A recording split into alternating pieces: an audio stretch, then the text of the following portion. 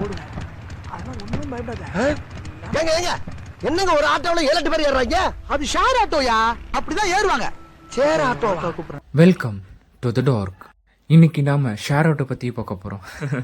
Sorry, network பிரிண்டரை பற்றி பார்க்க போகிறோம். இந்த ஹெச்பி பிரிண்டரை தான் நெட்வொர்க்கில் ஷேர் பண்ணி பிரிண்ட் பண்ண போகிறோம். இது ஒரு multi function printer.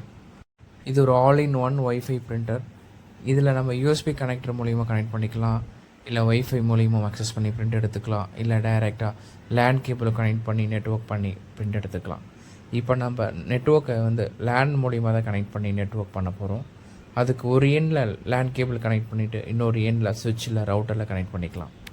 பிரிண்டருக்கு power cable connect பண்ணிவிட்டு லேண்ட் கனெக்ட் பண்ணுறதுக்கப்புறம் நம்ம உள்ள செட்டிங்ஸில் போயிட்டு நெட்வொர்க் செட்டப் பண்ண ஸ்டார்ட் பண்ணலாம். இந்த நெட்வொர்க் செட்டப்க்கு எல்லா பிரிண்டருக்கும் காமனாக தான் இருக்கும், கொஞ்சம் சிமிலர் டிஃப்ரென்ஸ் இருக்கும். ஸோ வாங்க மெத்தடுக்குள்ளே போகும். இதில் செட்டப்புக்குள்ளே போயிட்டு நெட்வொர்க் செட்டப் சூஸ் பண்ணிக்கலாம். அதுக்குள்ளே ஈத்தர்நெட் செட்டிங்ஸ் இருக்கும், அதை கிளிக் பண்ணிக்கோங்க. ஈத்தர்நெட் செட்டிங்ஸில் குள்ள போனால் ஐபி செட்டிங்ஸ்னு இருக்கும், அதை சூஸ் பண்ணிக்கோங்க. ஓகே கொடுத்துக்கோங்க. இதில் 2 ஆப்ஷன் கொடுத்துருக்காங்க, ஒன்று ஸ்டாட்டிக், ஒன்று ஆட்டோமேட்டிக் கொடுத்துருக்காங்க. ஆட்டோமேட்டிக் மெத்தடில் ஐபி அட்ரஸ் ஆட்டோமேட்டிக்காக ரவுட்டர்லேருந்து ஃபெச் பண்ணிக்கும்.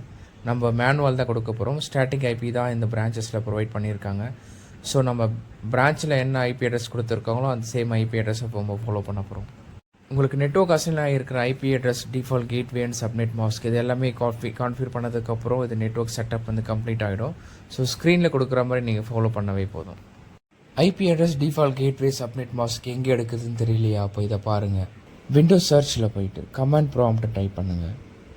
கமாண்ட் ப்ராம்ப்ட் உங்களுக்கு ஷோ ஆகும், அதை கிளிக் பண்ணிக்கோங்க.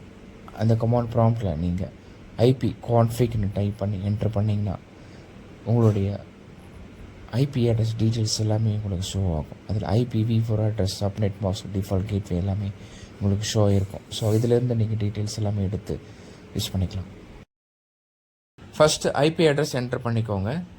ஐபி அட்ரஸ் என்ட்ரு பண்ணதுக்கப்புறம் சப்நெட் மாஸ்க்கு சூஸ் பண்ணி அதனுடைய வேல்யூஸ் என்ட்ரு பண்ணிக்கோங்க.